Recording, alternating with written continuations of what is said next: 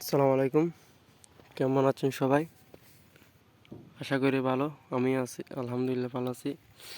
আপনাদের সামনে আজকে কথা বলবো রূপাই শসা নিয়ে। আমাদের এটা হচ্ছে 15 শতক রূপাই শসার জমি। এখানে আমি রূপাই শসা রোপণ করে মনে হচ্ছে পুরোটাই ধরা খেয়ে গেছি। এটা দেখতে পাচ্ছেন, এগুলো হচ্ছে রূপাই শসা। এখনো পর্যন্ত কোনো শসার জালি নেই। দেখেন, কোনো শসার জালি নেই এখনো পর্যন্ত কোনো শসার জানি না। আজকে শসা গাছের বয়স হচ্ছে 40 দিন মতো, 35 থেকে 40 দিন হবে। আমি এটা রোপণ করছি ডিসেম্বরের 27 তারিখ। 30 তারিখে উঠছে এগুলার বয়স আজকে মনে হয় 36 থেকে 40 দিন। এখনো পর্যন্ত কোনো শসার জালি নেই। এই দেখেন, একটা শসা খেতে এখনো পর্যন্ত কোনো জালি নেই। উপরের দিকে একটা শসার জালি আছে, আবার আর নেই। এরকম হলে তো পুরো প্রজেক্টটা মনে হয় পুরোটাই লস। যারা এবছর মনে হয় রূপাই শসা রোপণ করছেন, তারা ছোট পরিসর একটা ধরা খেয়ে গেছেন মনে হয় আমার মতো। আমি এখানে এরকম মনে করেন, নিচের দিকে যদি শসা না ধরে উপরে গিয়ে শসা ধরলে প্রজেক্টের এত লাভ আশা করা যায় না। কারণ নিচের যেগুলো প্রোডাকশন হচ্ছে না সেগুলো তার দিবে না উপরেরগুলো উপরে দিবে, নিচে তার দিবে না। তো এখানে একটা কোনো জায়গায় বলতে এখানে কোনো জায়গায় শসা নেই। এখানে একটা এই জাত একটা গাছে এরকম হলে অন্য জাত যেগুলো আছে সেগুলোতে নিচে, এখানে এখানে এখানে সব জায়গায় শসা থাকার দরকার। আমার একটা গাছে শসা নেই এখানে।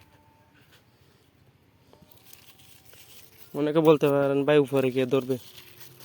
যদি উপরে গিয়ে ধরে তাহলে আমি নিচেরগুলা কী করবো? নিচে ধরে নাই সেগুলা কী করবো? এখানে একটা শসার জালি নেই।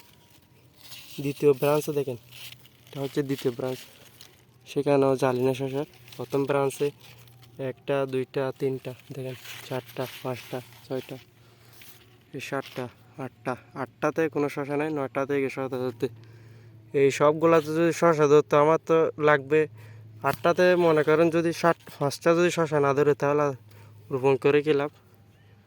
আর আমার মতো কে রূপাই শসা রোপণ করছে কমেন্টে জানাতে পারেন। ওগুলো দেখেন একটা শসাতে জানি নেই। আর উপরে গিয়ে ধরবে বলতে অনেক ইউটিউবার থেকে দেখতেছি বলতেছে উপরে গিয়ে ধরবে। কারণ আমার যদি নিচে না ধরে উপরে ধরে কী লাভ? নিচেরগুলো তো আর ধরতেছে না, উপরেরগুলো তো উপরে।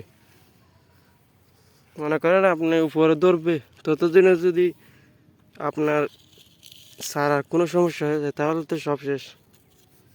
ততদিন যদি টিকে না থাকে, মনে করেন এগুলো যদি অন্য কোনো জাত হতো তাহলে এখানে একটা শসা থাকতো অবশ্যই।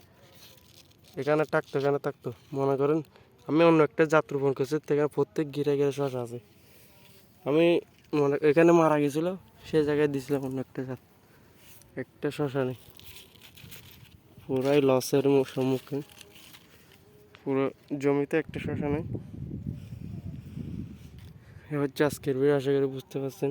আমার মতো রূপাই শসা করে মনে হয় অনেকে ধরা খেয়ে গেছে।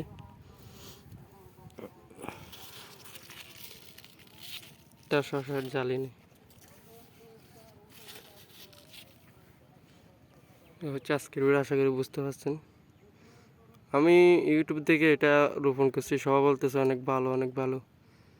তাই আপনাদেরকে বলে আপনারা কোনো সময় শসার জমিতে একটা শসার জাত রোপণ করবেন না, 2-1টা রোপণ করবেন, যাতে একটা পারফরমেন্স যদি খারাপ আসে তাহলে আরেকটা দিয়ে টেনে আসতে পারবে। আমি এখানে পরবর্তীতে আবার রোপণ করছি, কিন্তু এগুলো কি, কিন্তু দেখেন এগুলা কীরকম বলতে পারবো না জাদু, কিন্তু পরবর্তীতে আবার রোপণ করছিল। কারণ একটা শসা নেই। আশা করি বুঝতে পারছেন।